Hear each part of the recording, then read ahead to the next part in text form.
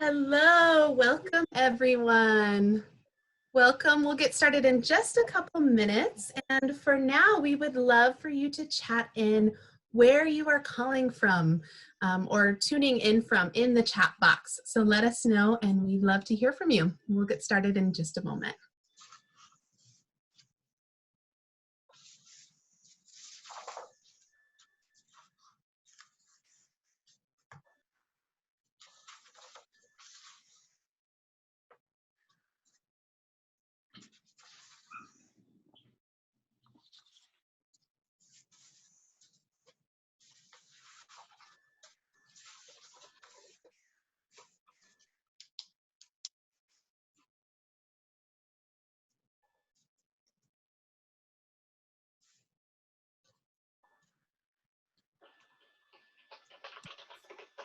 All right, great. So thank you everyone for chatting where you're coming in from today.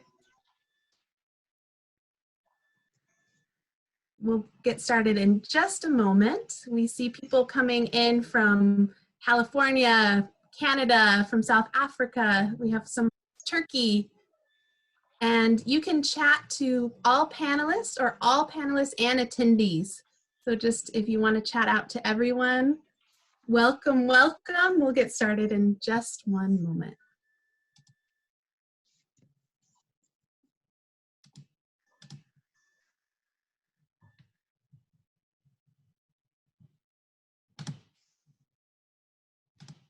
Beautiful, so great to see everyone coming online from all around the world.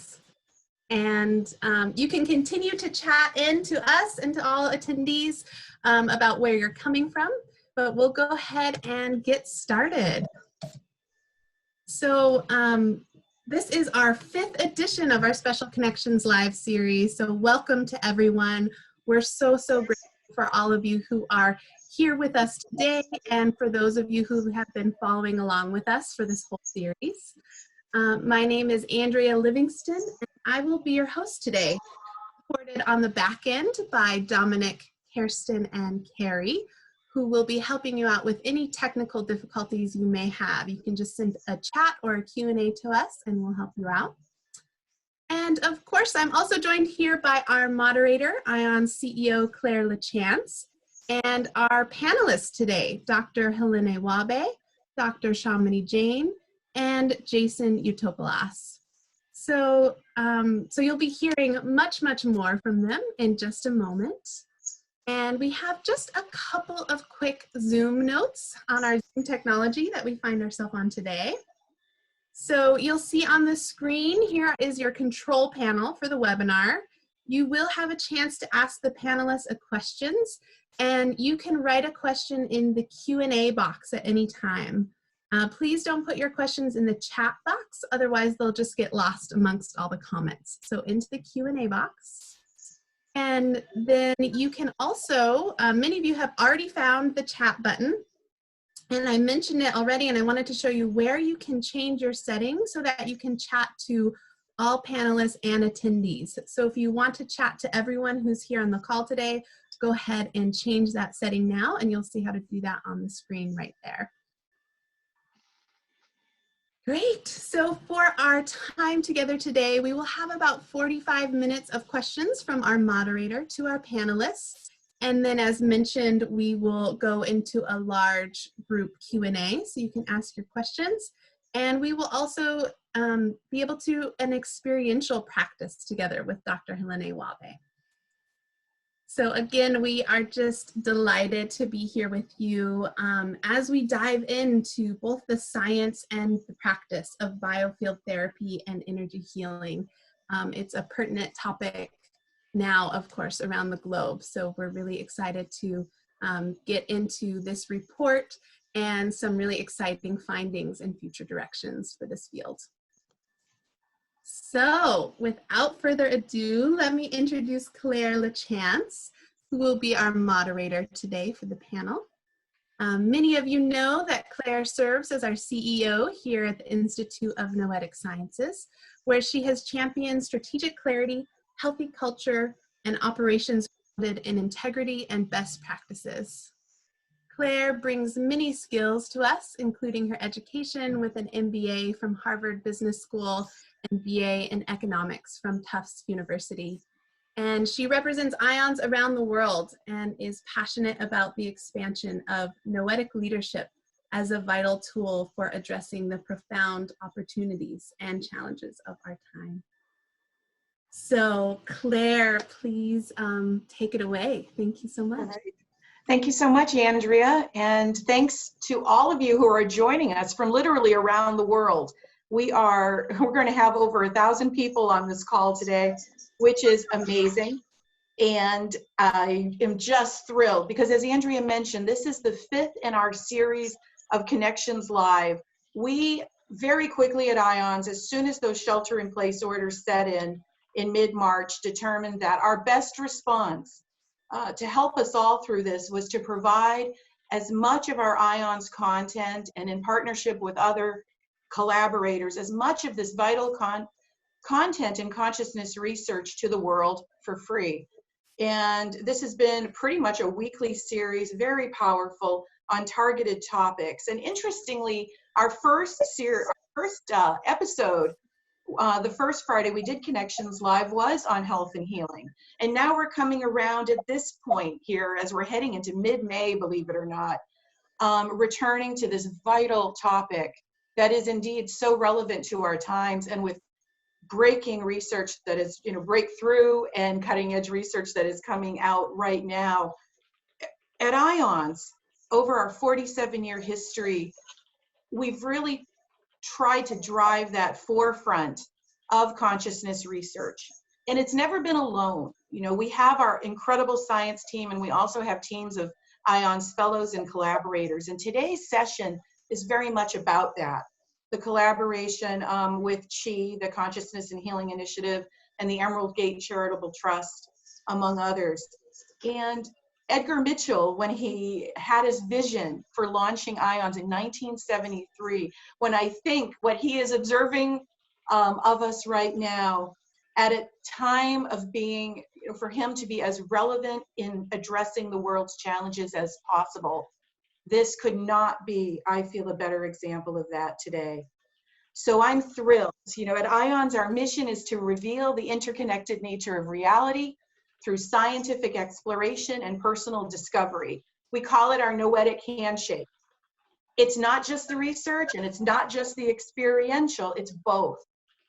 And talk about how relevant that is for the topic of personal and community health and well-being is this exact topic we're going to talk about today. The study's name, just so that everybody on today's broadcast knows, the study that we're going to be discussing that was just released is named the Subtle Energy and Biofield Healing. Subtle Energy and Biofield Healing, Evidence, Practice, and Future Directions. And we are going to go through and hearing different takes on the study from first Shamini Jain, Helané Wahbeh, and Jason Yotopoulos. And so what I want to do is stop talking and turn it over to this incredible panel. And we're going to begin with Dr. Shamini Jain. Shamini is the founder and CEO of the Consciousness and Healing Initiative, which also goes by the acronym CHI. She's also an assistant professor in the Department of Psychiatry at UC San Diego. Dr. Jain obtained her BA in Neuroscience and Behavior from Columbia University and her PhD from San Diego State and UC San Diego joint doctoral program in clinical psychology with a research focus in psychoneuroimmunology. And Shamini, I've just been so impressed by your work and the work of CHI. And the question I want to pose to you to get us started is, could you define for us the biofield and tell us why CHI has been in the place to help drive this research? Thank you, Claire. And thank you again for this opportunity to share what we've all been working on together. It's really fantastic. And I'm so pleased that everyone has joined us today. So defining the biofield in a sentence is always an interesting process, but what we usually describe the biofield as is a set of interpenetrating and interacting fields of energy and information that guide our health. And so what does that mean? And we can talk about the biofield of a cell, You know, that is, we can measure electromagnetic, you know, emanations from a cell. We can even manipulate voltage gradients across cells to regenerate tissue. So that's part of the biofield, but we can also measure the biofield of a person, which we know how to do somewhat, and we're still exploring how to do somewhat. Electrocardiograms, electroencephalograms are examples of how we measure the biofield of a person to tell us about our state of health. And we can even measure the biofield of the earth. And then we can explore the interconnections of these biofields. So some of this stuff is not controversial at all, right? Things like electrocardiograms are not controversial. But where it gets controversial and where we've had this problem, and I know our Noetic explorers here understand this very well, we move sometimes in the mainstream world from cutting edge science to pseudoscience, supposedly, when we start talking about subtle energy, which is also part of the biofield and has been known and practiced and used for healing for thousands of years.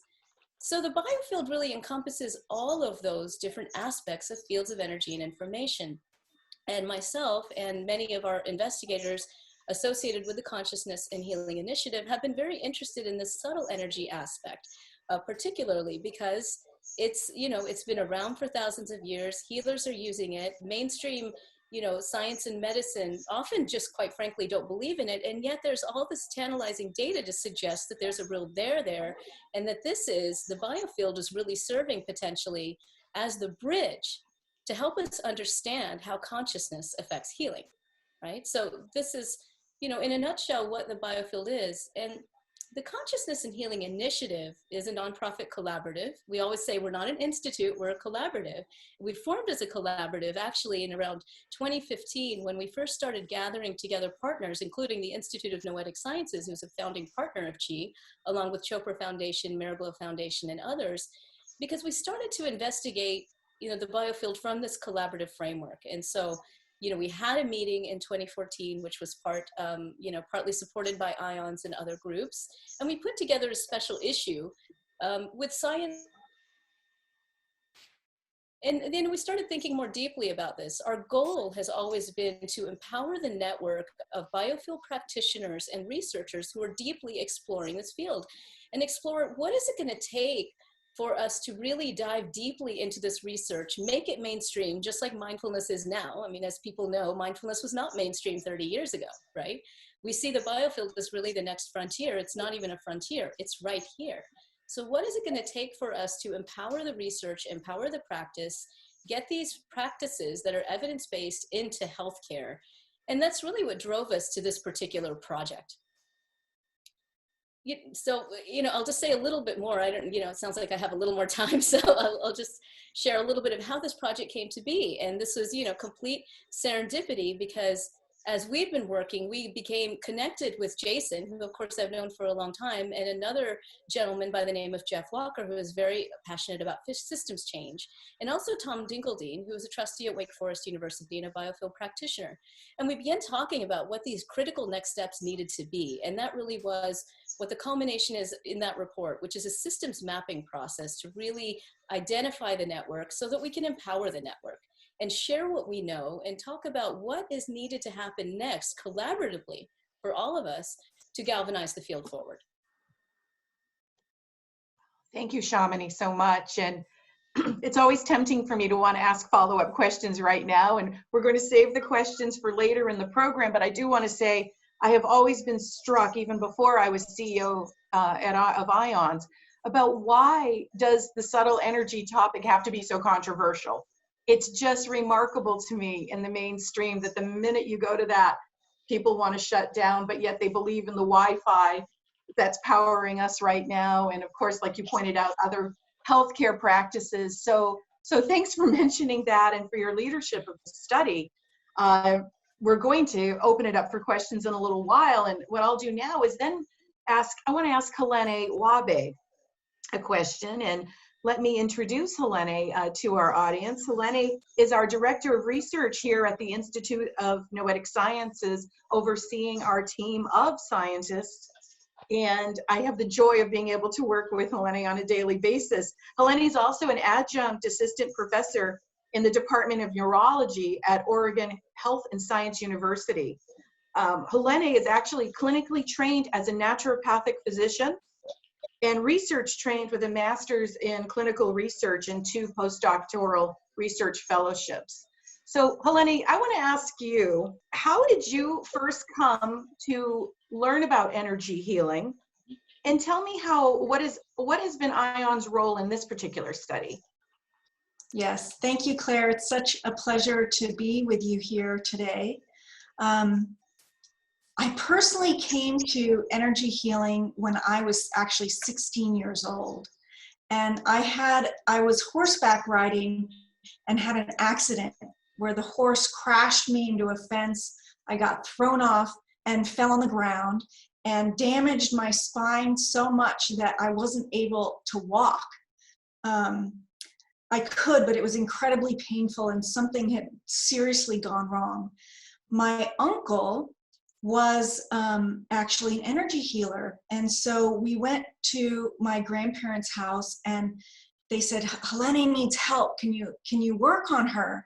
So I laid down, they laid me down on the couch and my uncle put his hands on my back and his hands were like burning up. They were so incredibly hot. I got into a very relaxed, deep trance-like state.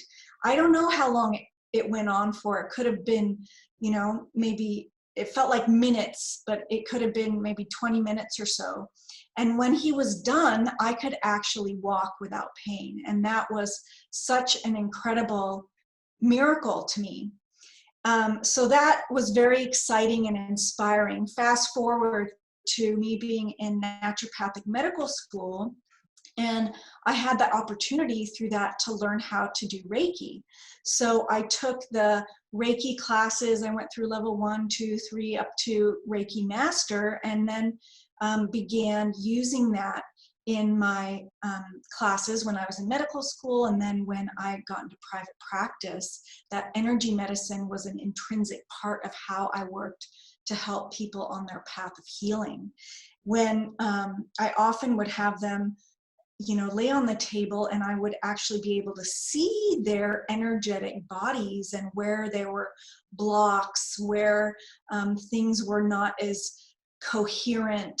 And I could, visually see that, and with my Reiki training and otherwise be able to help move and shift that energy. So that I felt was a wonderful tool in my toolbox in helping people on their path to health. And so maybe some of our listeners have had an experience with energy medicine themselves that has given them some inspiration or awareness that this is a real phenomenon. So again, fast forward from private practice coming to IONS, and IONS has been doing research on energy medicine for decades, from the distant mental interactions on living systems paradigms where two people will directing their positive intentions towards other people and seeing shifts in their physiology. Those were championed by Marilyn Schlitz and then Dean Radin. We also have the in vitro studies that our chief scientist Dean Radin and molecular biologist Geraint Yount have been doing, of directing energy medicine towards a various number of cells. More recently, Dr. Yount published a paper on the emotional freedom technique that's showing epigenetic changes. So the way our genes are functioning actually shifted from a form of energy medicine. We're actually going to do a further breakout on that on May 22nd as part of this series. So if you want to learn more about that, you can tune into that.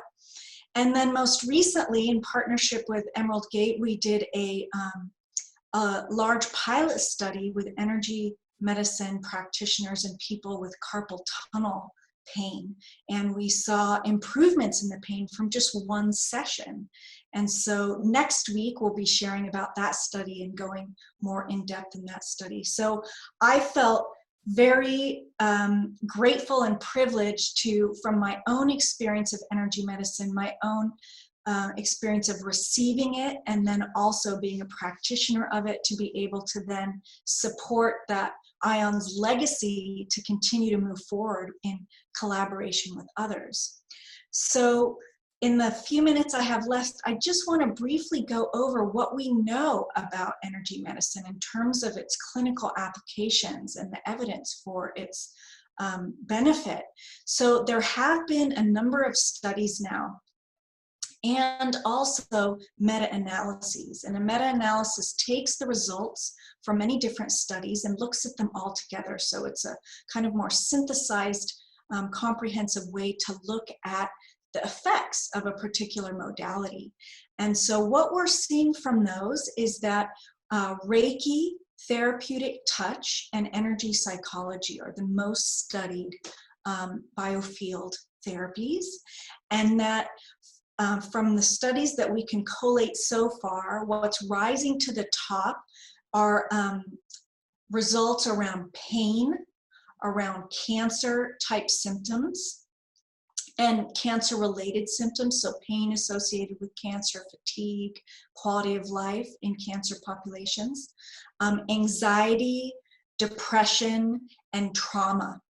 Now, what I just shared might lead you to believe, oh, okay, we've done all this research and now we should just be done, right? We already know it works. And yet those studies were quite varied, various levels of quality.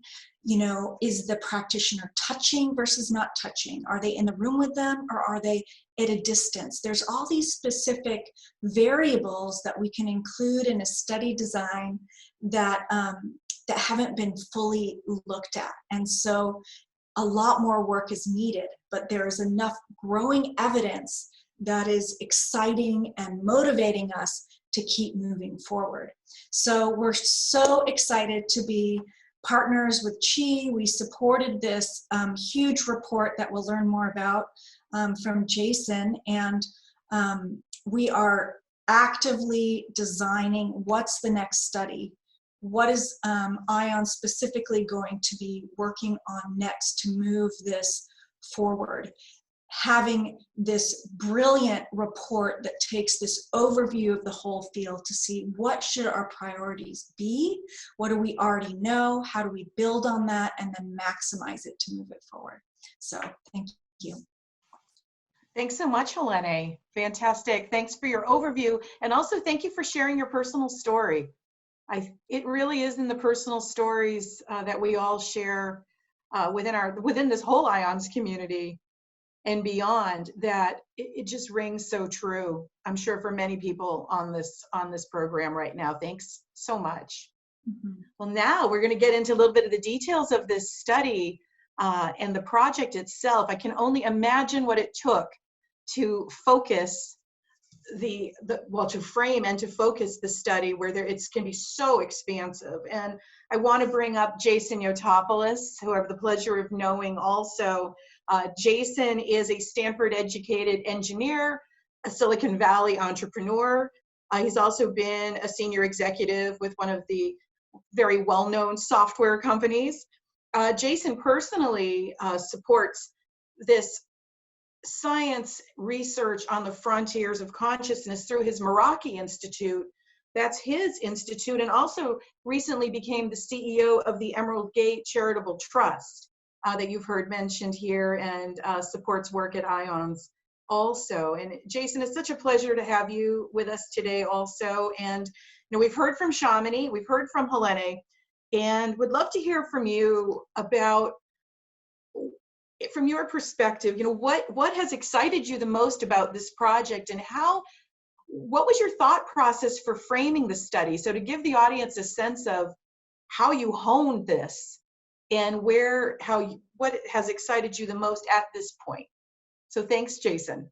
Yeah, great, Claire. Thank you. Thank you for that. And it's, you know, such a pleasure to partner with Chi and IONS and, you know, many others in this endeavor around the world. It's a tremendous pleasure and honor. You know, as was alluded to, Emerald Gate supports research in subtle energy and energy healing, really to understand the phenomenon and clinical efficacy. And as we started to ramp up our efforts last year, we took a look at what may be the needs across a system level. You know, as we started to double down on our research, first within the research arena and then across the whole ecosystem. And so while we've heard stories from friends and have personal experiences perhaps of these phenomena, And Helané just alluded to a good bit of research that's been done. I wanted to dig a little deeper, scratch the surface, and figure out, which modalities, for example, have been validated through research for clinical effectiveness, right? And with what conditions, right?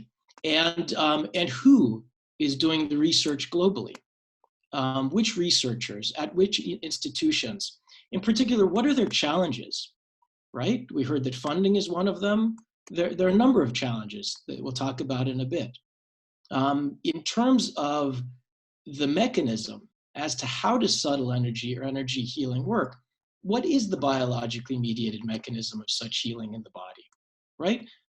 Given that energy healing is a little different from traditional or conventional modern medicine healing, what are the best practice protocols with which to study this sort of thing? Now, the mind-body effort, as Shamini had alluded to around 30 years ago, decided that it was going to take a good bit of Eastern medicine and apply a scientific lens, the Western scientific worldview, to it, and that level of rigor. And I think now we see mindfulness, as was alluded to, really at the forefront as a result of a lot of that diligent work. And it turns out that there was a game plan, there was a roadmap there in order to get this mind-body, this psychosomatic effect now to where it is. Now, energy medicine arguably picks up where mind-body left off, where we're looking in mind-body medicine at how does a consciousness influence a physical body and the body's health. Energy medicine, arguably, is how does one's consciousness perhaps influence another person's physical health. So one could argue that it's consciousness, but transpersonal consciousness. Now, when you're looking at transpersonal consciousness, you've got, more experimental you've got an experimental protocol that's arguably more challenging. And we wanted to understand what is the best practice when it comes to doing the rigorous research in that arena. Now, that's all just on the research side. What did we find? We found hundreds of rigorous researchers, over 6,000 publications, right? And hundreds of them, double-blind, what we would characterize, and the CHI team characterized as highly rigorous. And we found a good bit of evidence that, that there's very interesting outcomes. Let's assume for a moment that we could be very successful on the research side collectively, right? It's still possible that we could abjectly fail when it comes to the effort of reducing pain and suffering, right? If we don't contemplate the full system of all players holistically. So research is one aspect. There are also technologists that are producing devices to assist. There's policy. For example, acupuncture these days is reimbursable. How did that happen? How might that happen for energy medicine? Media. These things get characterized in a particular way by the media. It'd be interesting to understand why, right? Education, and the list goes on. So a variety of constituents and players, each of whom is instrumental in this landscape. And so we wanted to go in really with almost ethnographic interviews and understand within each of those archetypes, each of those constituents across the ecosystem, what are the key pain points? What are the obstacles, right? And then prioritize efforts systematically and in a coordinated way directly to some of those acupressure points, if you view it as an acupuncture system, some of those acupressure points in the system to release a tremendous amount of productivity and perhaps remove some of the roadblocks across the whole ecosystem. So the great news is now we have a very clear sense for globally who are all the players and their key pain points, right? The state of the state, if you will, across the system overall. And now begins the effort of systems change, right? And so now marshaling a diverse team of folks across each of those ecosystems, which includes funding of such efforts, which we're helping marshal a team in order to do that and mobilize a set of funders. In the end, it's going to be perhaps a multi-decade effort, but we've got a commitment to funding exactly that. Now, notably, you may ask, why are we pursuing this systems change effort, why is it insufficient just to do things in our area of expertise? It's important to support the whole. We found because, these systems change efforts are not without prior precedent. We talked about mind body. There's an organization called, Mind Life Institute, right? And a set of very prominent people that stuck their necks out in the mindfulness arena. Also, folks like John Kabat-Zinn and the like that helped spread these notions within the US. You can see a similar thing having been done recently in psychedelics. I mean, in the 60s, psychedelics, acid, a lot of people were doing that for personal entertainment. These days, there are clinical trials, looking at, certain entheogens to help rid folks of, treatment-resistant PTSD, right, in one session. And so the only point by mentioning both of those is that there's a methodology of systems change here. And so if all of this interests you, we'd encourage you to download the report and to participate, depending on your area of expertise. The great news is we feel like we've identified a lot of the key players, and this really has to be a grassroots effort across each of these constituent areas. So we're very excited about it. This is just one of the first steps, but we're in the process now of laying out the action plan and starting to move some of these things forward. That's awesome. Thank you, Jason. Fantastic overview. Congratulations on that achievement of getting it to this point. And, I don't know about others in the audience, but when you hear for paradigm shift like this, when you say a possible decades-long initiative, that's daunting, but it's also, you got to start somewhere. And I think we all believe, as we're seeing right now in this crisis, it's amazing the change actually that can happen quickly. So I appreciate your realism and perseverance. And thank you for that. Just fantastic. And what I want to do is build off where Jason left off and say, with this next round of questions, I'm going to shift to the personal right now with Helané and ask a question about, you hear this and you read the study and you say, okay, at a personal level, how might one benefit? What's the so what for me? Let's just say in the next few years. What might this lead to on a personal level for people? So Helané, could you talk about that for us? Certainly. Thank you, Claire. Yes, you mentioned in your intro about this Noetic handshake that includes science and direct experience. So I'd like to speak to the direct experience a little bit and give you a few thoughts on how you can begin exploring your own energy body and energetic aspects of yourself. So it's clear enough now, we have enough evidence that there is some energetic, subtle energy biofield component of our makeup. And how does our awareness of that, how can we use that to support us in our daily lives? So I feel that step one around this is bringing awareness to it. So think to yourself of a specific practice that you can do, even daily if you can, even if it's for a couple minutes, to bring mindful awareness to your body and this concept of an energy body. Some people meditate, some people enjoy being out in nature, or perhaps, a movement type connection like yoga or qigong. There's no magic bullet around this except to tune into what works for you around increasing your awareness to this energetic body.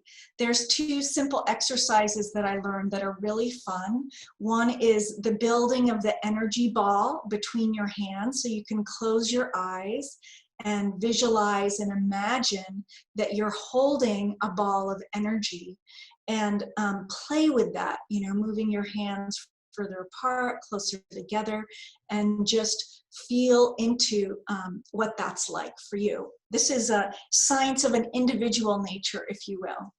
Another fun exercise to play around with this is a paired exercise. So you get a friend, you get a blindfold. So someone puts a blindfold on and closes their eyes, and then you experiment with the friend getting closer to you, and with your eyes closed, you tell them, okay, now I feel you, right? And you do that first of all just as your baseline, okay? So they start walking towards you, and then you say, okay, I feel you now. You look where they're at. And then you hold an intention that you want your energy field really big, right?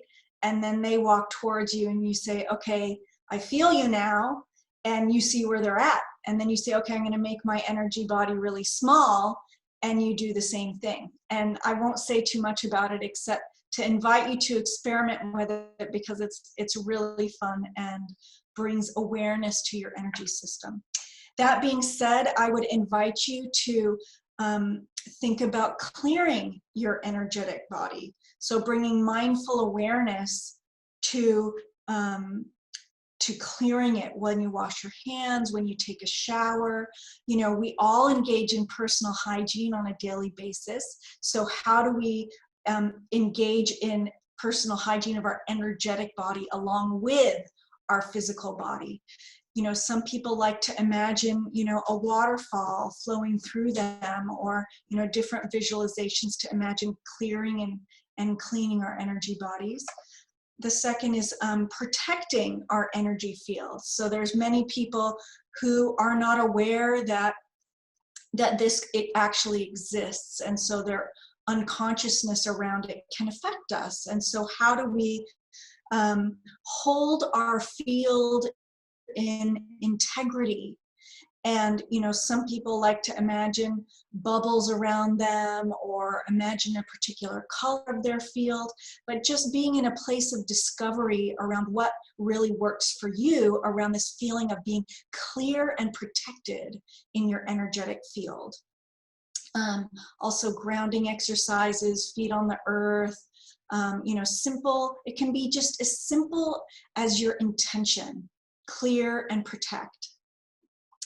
And with those clearing and protection and awareness comes personal responsibility and owning that this is another aspect of myself that I am willing and able to commit to owning and to being responsible for.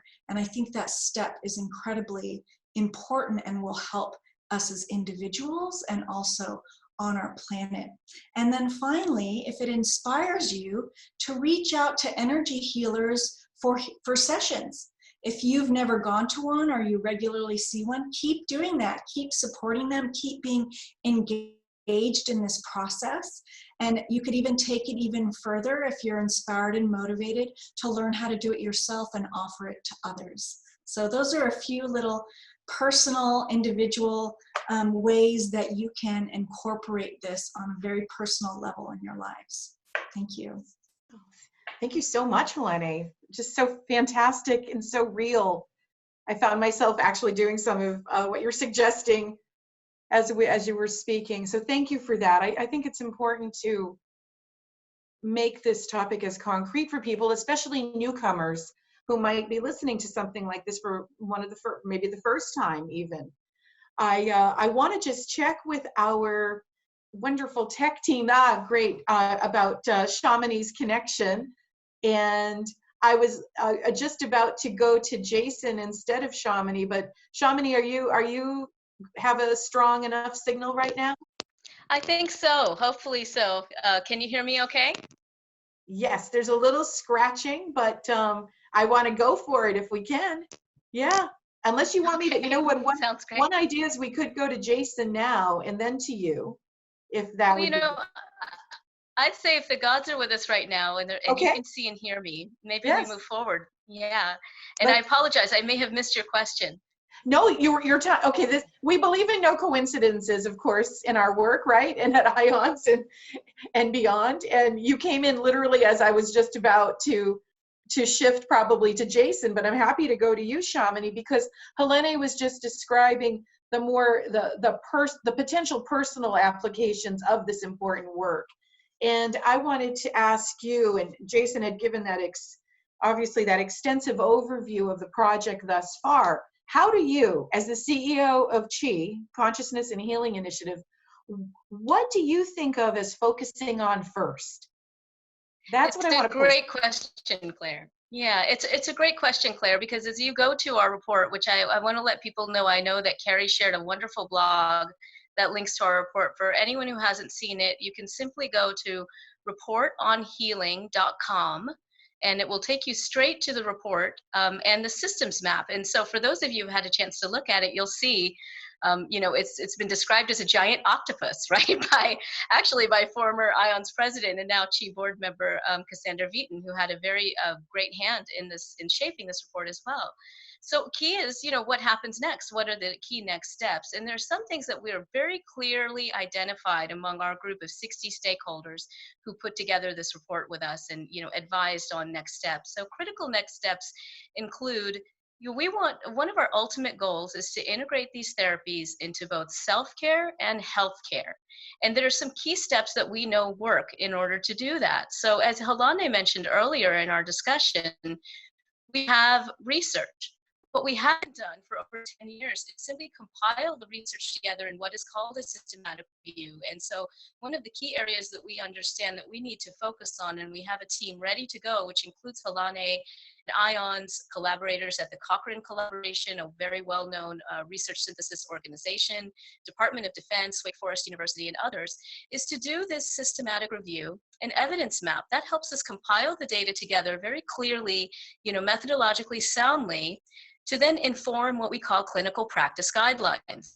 And when we inform clinical practice guidelines for medical professionals, we're then able to influence policy. Now, alongside that, we have collaborators such as the National Association of Energy Practitioners and others who are working towards certification and legislation of energy practitioners. So, you know, if we want to integrate these into healthcare, then we've got to be working simultaneously. And that's what's so wonderful about this plan, is it's not one organization that's carrying out the work. It's multiple organizations working and in cohesiveness. And so part of our role at the Consciousness and Healing Initiative is to foster that ongoing collaboration and cohesiveness between the groups. So a systematic review has been identified, what we call policy briefs, which are just really short one-page summaries that people can take and share with stakeholders, is another identified, and also working groups in technology to really begin moving towards what has been called the real tricorder, which is measuring the to detect disease before it manifests in the physical system. Shamini, thank you so much. And the gods were with us to allow you to speak your whole way through. So that there's a lot, even Shamini, in what you just said in terms of first steps. And I think what I'm appreciating so much in the second round of questions is this concrete nature of, again, the asking the so what? Where do we end where do we go from here? So I'm excited. And I heard in a lot of your response to, I hate to keep using the word mainstream, but let's just say part of this is in conversation with those players in the healthcare world. You even mentioned Department of Defense, major universities. So thank you for those examples. And we're going to segue now to another set of concrete examples with Jason. Jason, you are, by nature of your career and being an engineer early on, that as your core training, what do you see as a few samples of potential technologies, products that might emerge from this? Just a sample of that would be wonderful. Yeah, that's great, Claire. Yeah, and we tend to get a lot of those questions being in Silicon Valley, where, you know, people tend to move from idea or technology through to practical application. So let me talk about two things. First, what is the process by which that type of thing happens toward commercialization, products or technology? And then what may be some examples that we may be looking for or may be able to help people over time? You know, obviously the report as a stock-taking effort is very solid and a great foundation to build on. There needs to be more foundational research. The tremendous amount of work has been done at the exploratory level. Now we need confirmatory research, right? And then we also need, at some level, an ideal world to understand mechanism. Now, on our way to practical application, one can forgive a clear understanding of mechanism. After all, we didn't know how aspirin worked for decades, and not unlike some of the drugs on the market today. However, what everybody will insist upon is validated, robust, replicable, statistically significant outcomes in terms of efficacy. And there, in some of these areas, we still have a good bit of work to be done. And in others, there's more low-hanging fruit. So, with that as a backdrop, and with the backdrop recognizing that some of these modalities may be foreign to us or new in the US, same time, they've really been the underpinning of traditional medicines globally for millennia. And so perhaps we're just catching up here in the US at some level. Maybe there's certain things we've forgotten. Now there are a set of practical applications that came up particularly as the CHI team did a great job of interviewing a variety of constituents. For example, we heard that there are plenty of practitioners in the US alone, thousands of them, in effect, a multi-billion-dollar industry today, all out of pocket, uninsured, which is quite significant. That being said, there's some friction, some challenge in the search and finding, first of all, what is the appropriate modality if I have a certain issue? And then secondly, who may be some of the best practitioners? So one could envision a Yelp-like marketplace, for example, to match people that are searching and practitioners. And in fact, our team is looking at a couple of these as we speak. I would also say that the research evidenced hundreds of Biofield devices, right, that seem to work by means other than electromagnetism, right? Now, it's good news and bad news. Some of these devices may be diagnostic, others therapeutic, but a number of them are also making claims that yet need to be validated. And so one could argue maybe there's a role for something like an underwriter's labs for Biofield devices, right? Perhaps to separate the wheat from the chaff and help raise the quality on the whole space, which will help increase credibility as well and understanding. Now, further out, subject to further research and technology development, as Shamini had alluded to, it would be amazing to have a tricorder of sorts, an MRI, if you will, to visualize the biofield. It would help dramatically accelerate research progress and perhaps even serve as a diagnostic. We're seeing a number of technologies that relate to sound or light, leveraging frequency, vibration, resonance, right? And perhaps some of those as fascinating therapeutics. The key is to maintain kind of a disciplined, rigorous approach and iteratively validate, consistent with kind of the Silicon Valley entrepreneurial method. All that being said, if a lot of these principles that we're looking at in and around subtle energy are validated, we can see certain areas of science being fundamentally reset and reimagined, whether it's chemistry, biology, physics, with very interesting implications then for a number of industries globally. Oh, thank you so much, Jason. That is terrifically exciting and important. And I just, you have to start, what's wonderful is with this comprehensive systems map and the review, and this finally at this report stage, it's that first crucial step. So thank you for that. I'm sure people listening to this are eager for progress on many of the fronts that you listed. So thank you for that.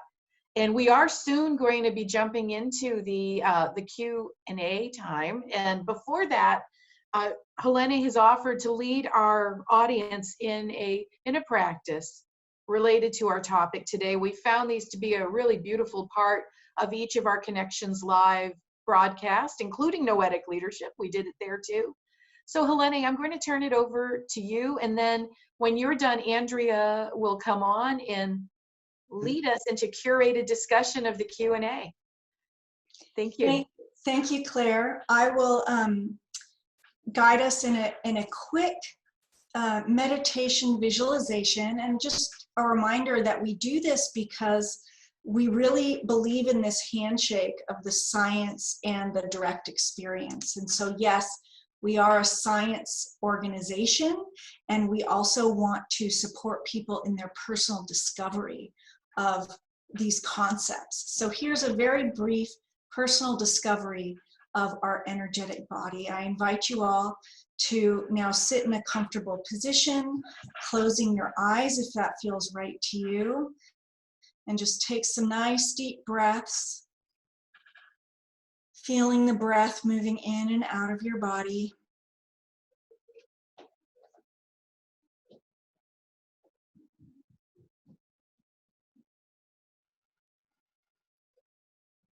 I'd like you to imagine now that you have a grounding cord that moves from the bottom of your feet, or your root chakra, if you know that where that is, straight down into the center of the earth, and anchoring on the iron crystal at the center of the earth.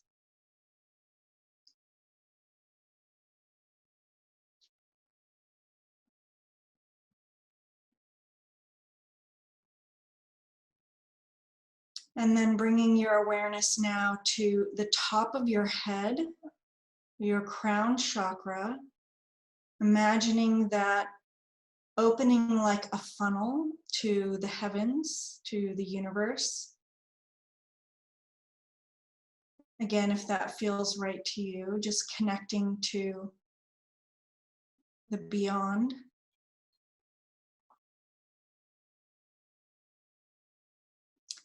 And then between these 2 points, our crown chakra and our root chakra, there is a energetic tube that's been talked about for millennium in our ancient traditions. It's been called many names, including the Sushumna.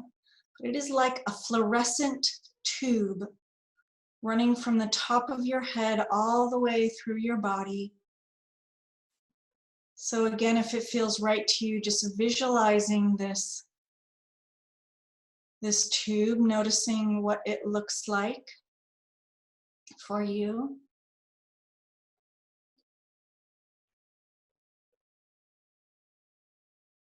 And inviting that tube to widen,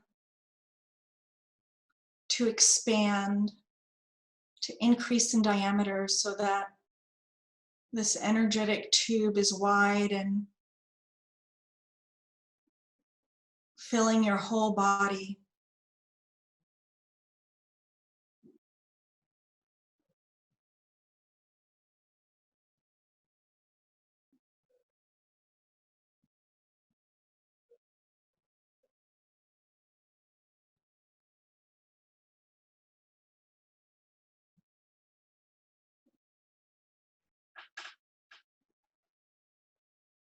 And bringing your attention now to your heart center.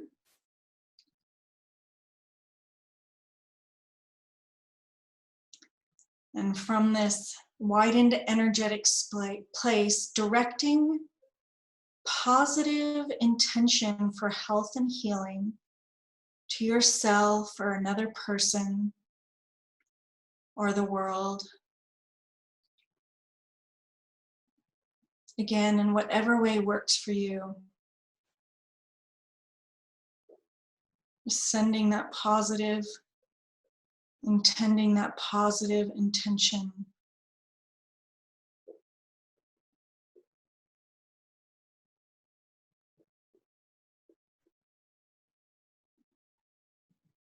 Feeling what it's like in your body right now, if you're noticing anything different in doing this process.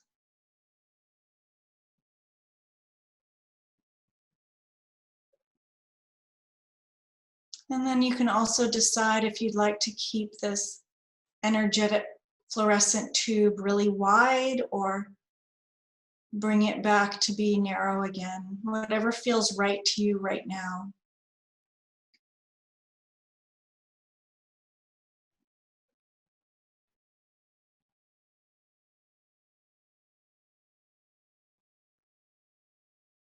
And then go ahead and open your eyes when you are ready.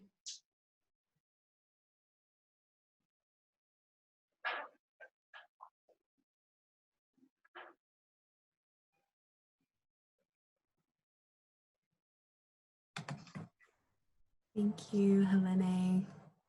That beautiful experiential tuning into our own subtle body, and yeah, the handshake of the science and experience as they come together. So thank you so much. And we have so many questions. So I'm going to try to summarize some of them to get the most out of our questions. And this may be, we may do a follow-up because there's so much energy and excitement and questions coming in. So I'd love to go to you, Shamini, first. We are having a lot of questions about what exactly is biofield versus subtle energy versus energy healing. Are they the same thing? We had some questions about certain modalities. Is this modality a part of biofield therapy? And so if you could just unpack it a little bit more for everyone, even though we've been unpacking it, that would be great. That's on this call. I've been following the chats, and I see so many practitioners who obviously already have a lot of wisdom on what healing is and are out there doing the work. So thank you. And so anything that I offer, I just want to say is an offering, from our scientific and healer practitioner community together, and is not meant to be an authoritative statement, okay?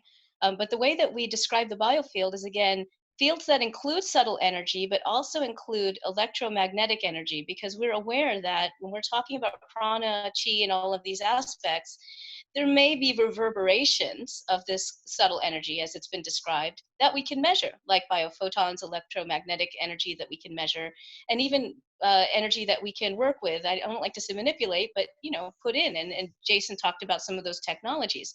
So that's part of the biofield.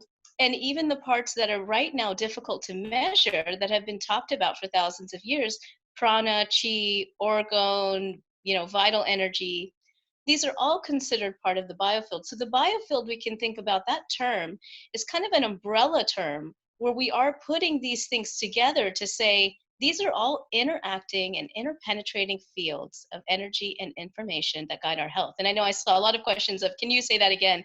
I just want to make a note for those of you who are interested. I will be publishing a book with Sounds True on the biofield in the beginning of 2021. It will be out. It's called Healing Ourselves, Biofield Science and the Future of Medicine. I'm going to have all of this in there, including all of the evidence, ancient perspectives, and all. So that and the report is a resource for you to share with the community. But so that's how scientists and healing practitioners are kind of starting to come to agreement on this term biofield, which some people will say is really a new name for a very ancient concept.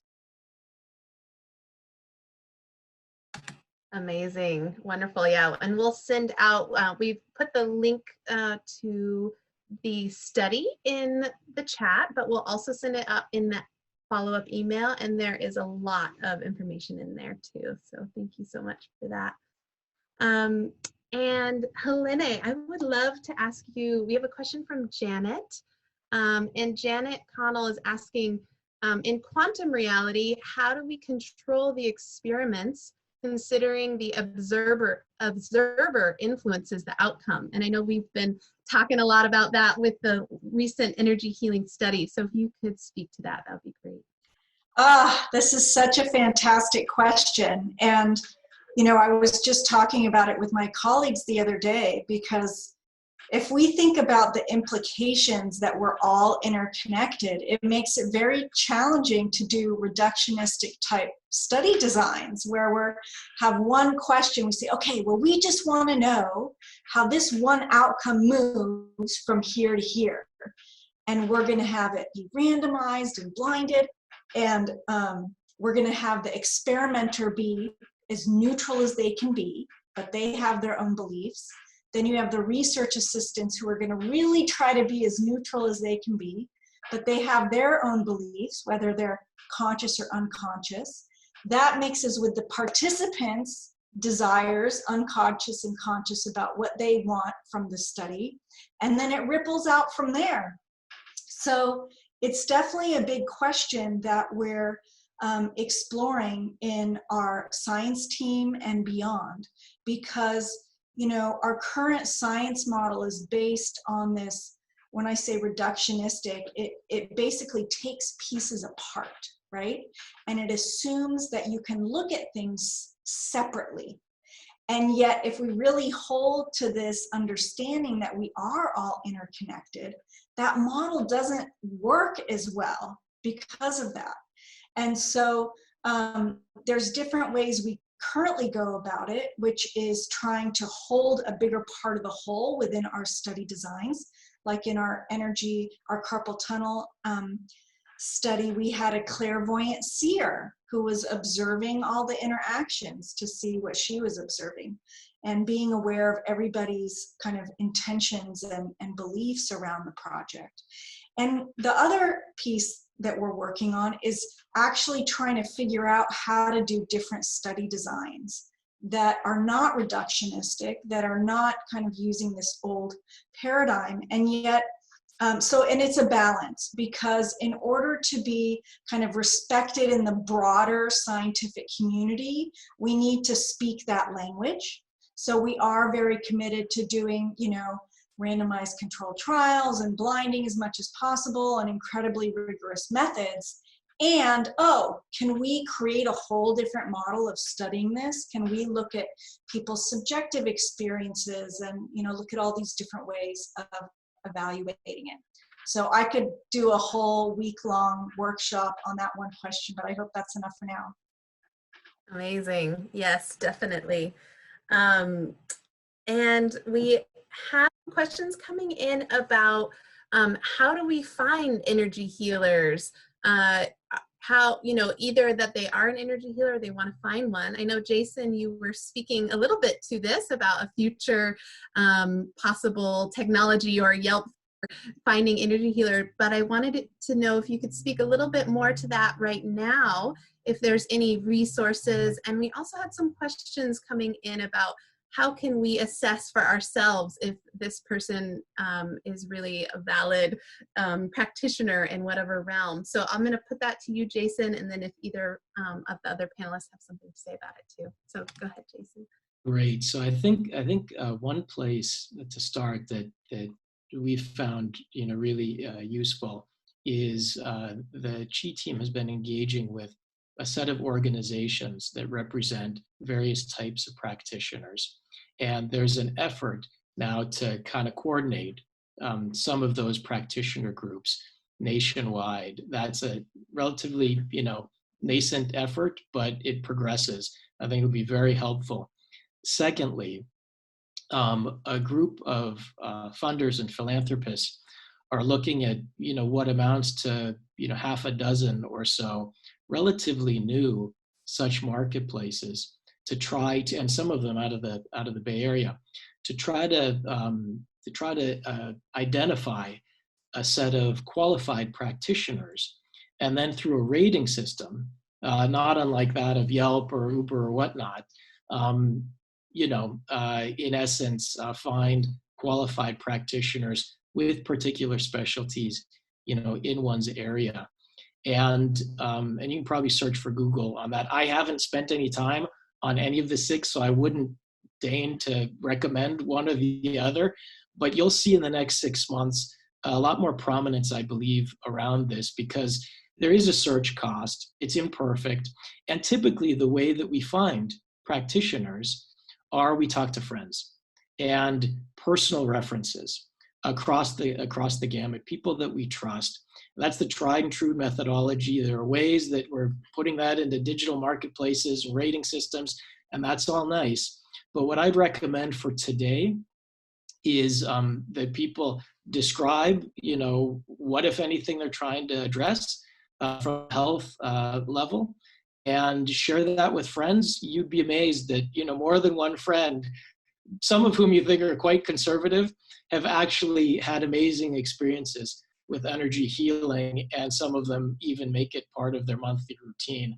So I just say, have open conversations with friends, talk about what you're looking to accomplish, and you'll end up getting a couple recommendations from trusted people.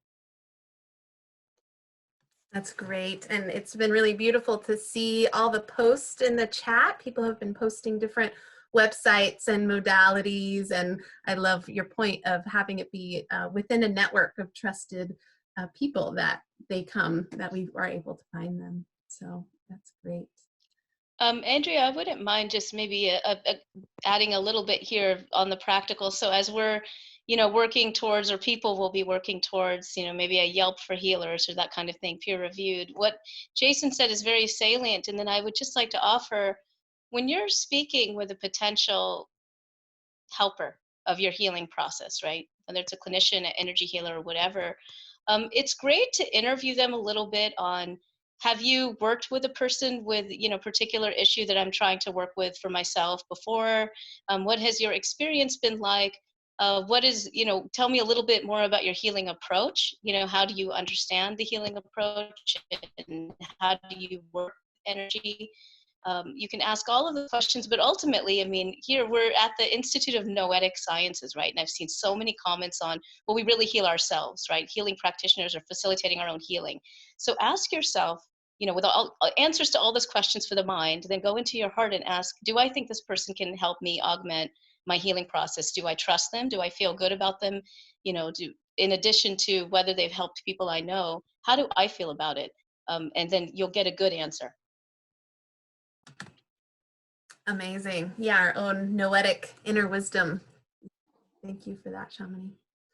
And then I'm going to pass back to Helané for we have a question about, EEGs and EKGs are easily measurable, but how, and actually I can start with you, Helané, and then if anyone else has a comment to add.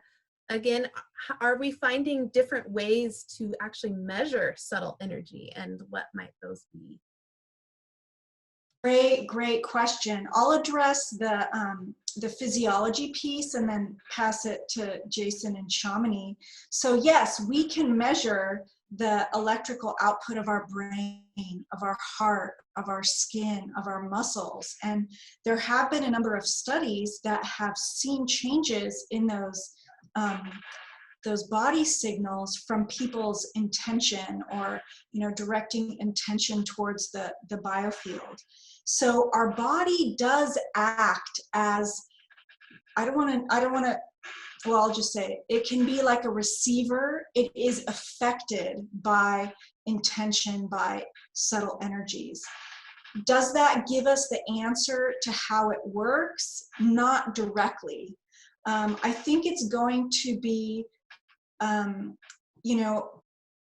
sort of multi-dimensional overlay of many of these physiological measures plus more. And what's that more going to be? And so there's a number of investigators around the world that have developed various methods that they believe are measuring the biofield. And I'm going to let Jason speak to that a little bit more, because I could go on about that, but he might be able to share more about where we're at with the things like the biophoton and the Kirlian photography and the various methods to actually see it and measure it. Because I think that's a breakthrough that we absolutely need to really catapult this field forward.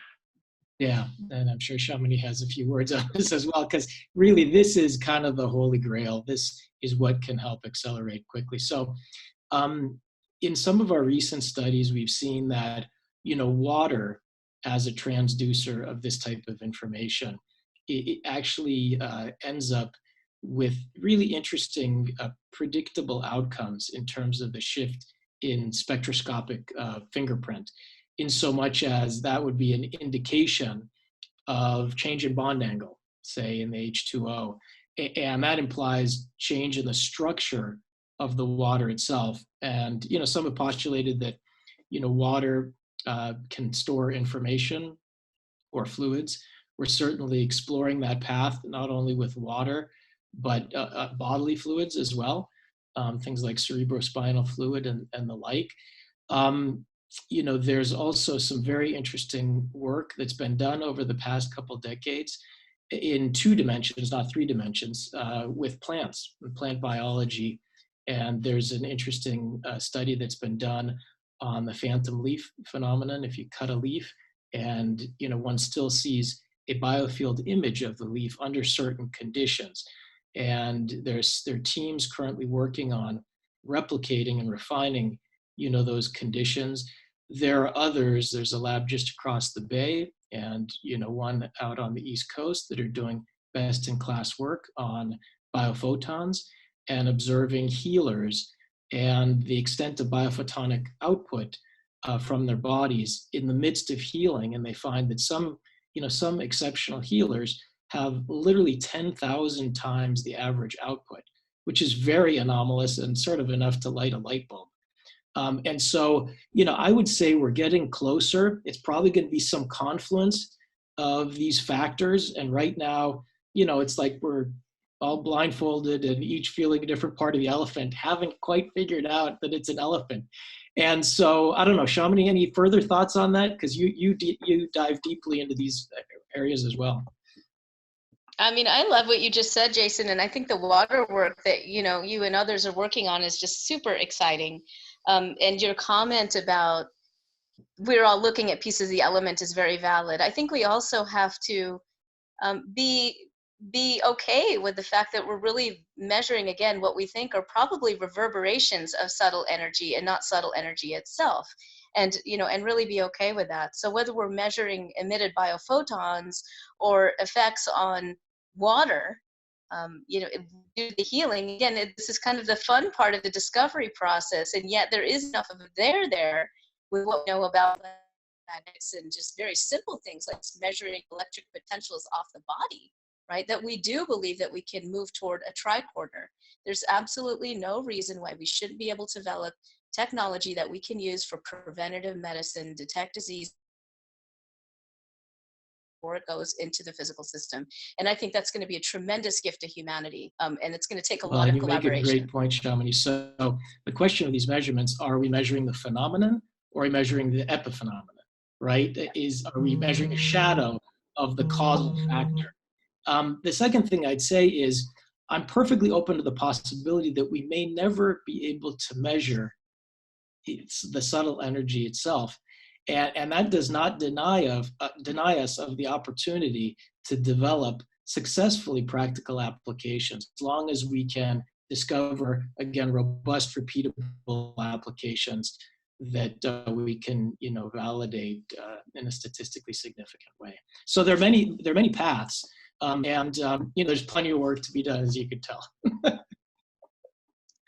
Amazing. Well, I just am so enlivened by this rich conversation, and thank you to Helané, Shamini, Jason, and all the questions and comments in the chat. We really appreciate it. And I do want to pass it back to Claire for some final comments. We're coming right here to the end of our time. So Claire, go ahead. Thank you.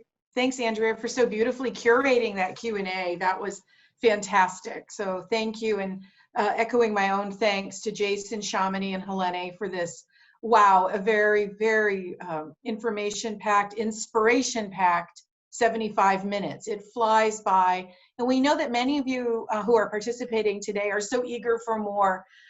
There's been a lot of email, website links listed. You've heard about that we're going to be, at least on the ION side, producing more programs and hopefully a follow-up to this very panel. I think that's something we're going to talk about offline, that there's just so much here and it's so vitally important. So I'm just holding a lot of gratitude.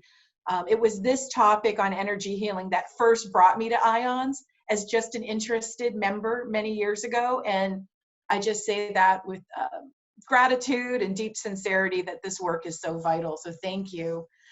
We are very excited to announce that starting next Friday, we are going to be having a special series. This is part of our campaign. We are now moving into campaign phase for the months of May and June for IONS. Awaken the Noetic Now. This is an urgent campaign. All this work that you're hearing about, and including organizations like CHI and the fact that the Emerald Gate Trust is a charitable foundation, this is all financed through donations and grants. That is how this work is done. And at IONS for 47 years, this science and our science team, our program team, has been entirely financed as a nonprofit organization. And like many, we have been hit very hard in this crisis. Our retreat center that many of you are familiar with has had to be temporarily closed. That's had a massive financial impact to us. We've managed to keep our science fully going, 100%. We've brought accelerated programs online, and we absolutely need more support to allow us to continue at that 100% level. So we are launching our urgent campaign for IONS research and programs. I see many of you on the chat too have said, how can I support? How can you support this work? You can become a member of IONS. You can increase your giving as a donor to IONS, and at our many levels, including becoming a Circle member, allows you to be able to come in person and have access to special online programs also. It's just so vital. So what we're doing as part of this campaign is continuing our free offerings. The Special Consciousness and Healing series that's starting next Friday is going to be moderated by Helané Wahbeh, and that will be 3 programs that will go deeper into this topic. And then in the month of June, we will be having a special series on collective consciousness moderated by our board chairman, Claudia Wells. So these are continue our commitment to free offerings and our invitation for you to join us and to support our work in any way that's meaningful for you. So thanks again to everybody who joined us today. We had over 1,000 people on this call. We look forward to continuing the conversation. Andrea, I want to thank you and the whole team. Carrie, Kirsten, Dominic, everyone behind the scenes. And one last thank you to Jason, Shamini, and Helané.